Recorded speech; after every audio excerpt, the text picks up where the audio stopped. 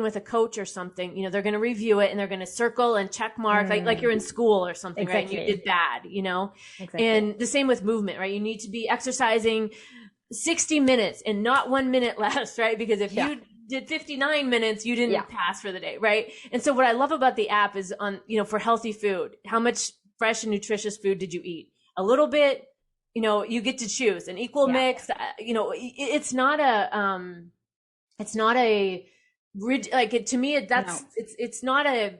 I don't know, the way that was done before. It felt to me so like you only had, and it was based on everybody else's opinion. Where this is, you get to decide, and it's the same with movement, right? You get to decide what's right for you. It's not that somebody else made this rule that you have to fit inside this box, and that's immediately I noticed the benefit of that on this app was being able to look at it in that way instead of some very restrictive in the box kind of way.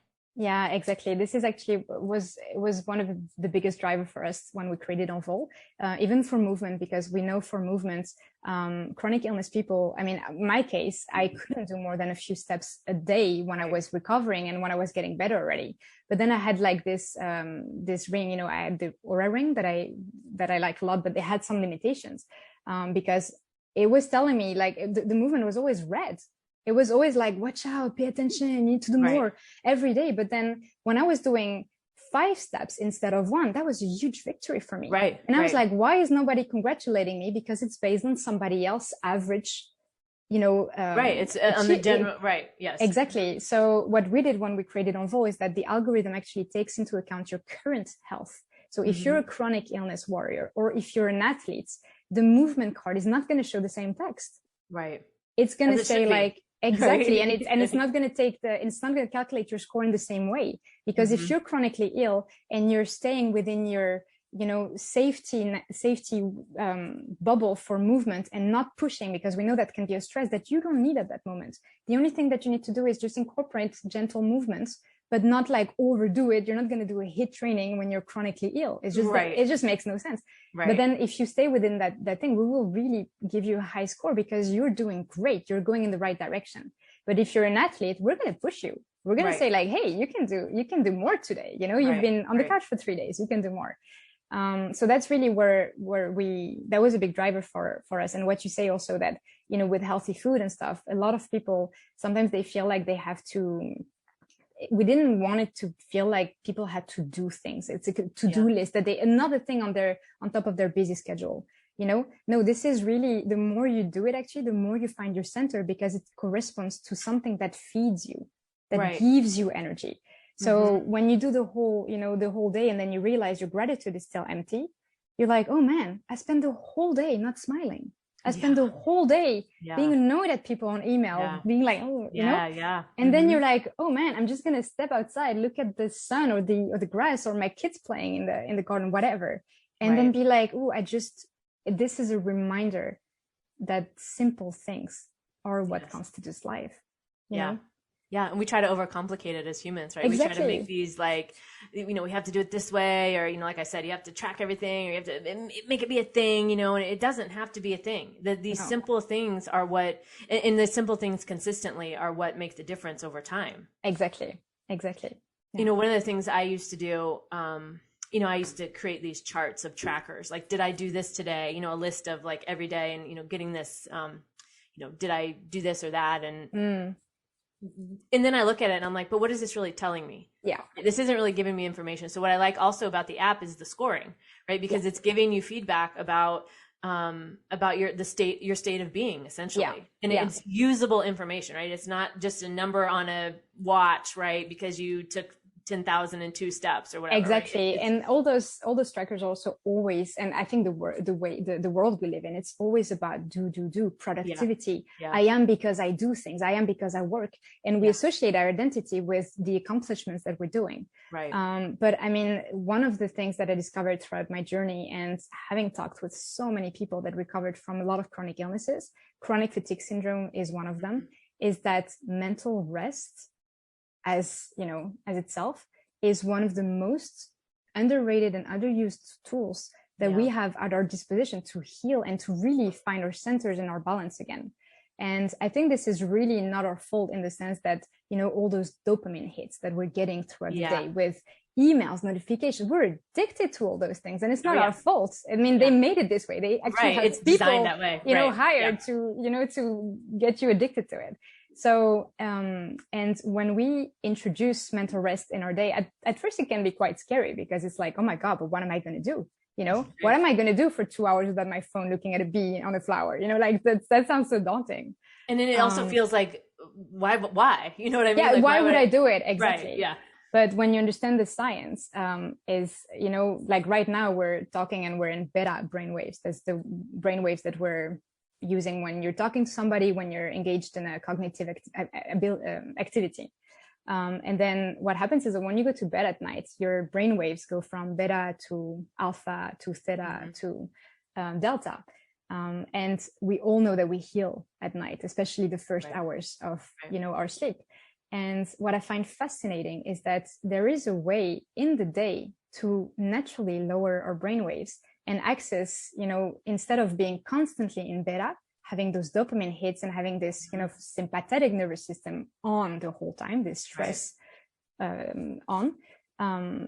if we manage to go from beta to alpha and theta, this is when cell regeneration happens. This is when cells renew themselves. So when you're talking about healing, this is a state you want to be in as much as you can, right? And we often talk about like, yeah, you know, just lower stress, but nobody gives us tool for that. Like, how the hell do I lower stress? It doesn't mean I need to like put some candles and take what does that like, mean? Exactly. You know how do I mean? do this? Exactly.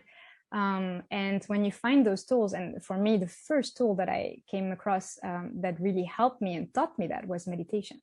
Yeah. And it was very funny because I used to have, you know, excruciating pain in my leg. I felt like they were on fire the whole time. My muscles were just like, it felt like a constant cramp all over my body.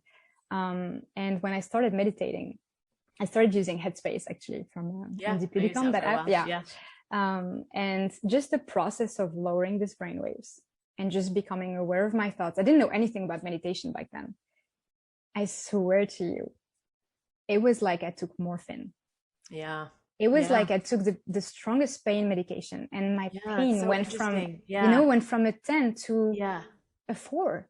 And I was like, man, I need to just kind of crack this and be in that state as much as I can. And I'm going to make massive healing, like very rapid healing. And that's what happens.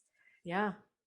When we let it, right? When we, of course. And I think that's exactly the problem actually with a lot of people that are battling chronic illnesses, that they hold on to it. They have the feeling they need to be in control otherwise nothing is going to happen. But actually the magic happens when you start surrendering and letting go.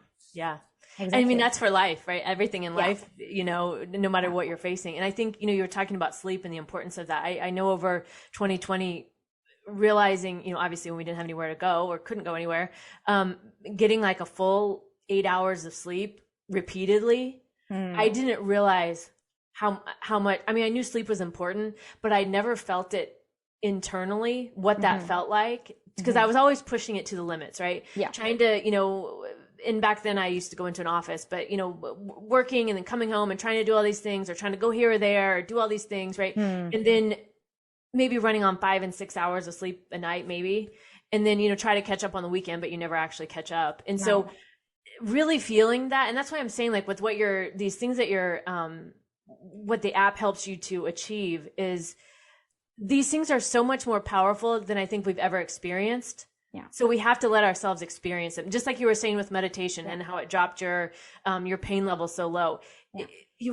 If you let yourself experience these things, it's like the benefits are, it's hard to even describe, because it's a feeling inside that you feel and that you understand the benefit from. And then you're like, oh my God, why wasn't I doing this before? Right? Like, that's how I feel about sleep. Exactly. But you've never been told also. Like, right. You know, it's always like, look for outside of you, look for, and totally. I mean, that's the system that we're in but I think that system is breaking down with apps like yours, and, you know, even having conversations about this, to talk about this. And, if somebody's facing chronic illness right now, to let them know you're not alone, right? There's people that are are available to help you. The app will help you.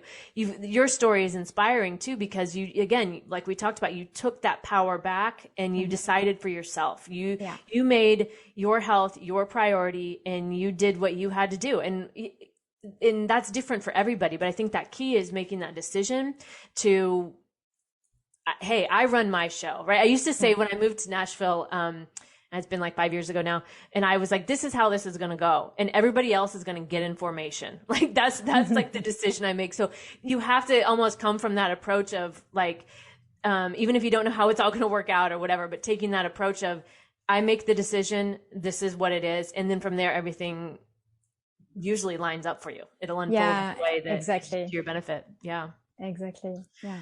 Yeah. Well, Julie, it's been so great talking to you. I love your story. Again, both sides of what I talk about on the show, the, really advocating for yourself to live free in an unfree world, but then also taking what your experience and creating something from that is helping people and making a difference in the world. So, before we wrap up, can you give one piece of advice to the listeners to really help them shift their perspective about advocating for their own health? Yeah, I think that's a big question. No, yeah.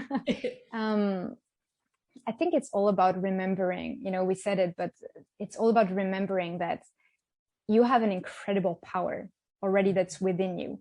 And it's really okay to look for answers outside, because there are very capable people that can really help you and guide you. That's, no question about this.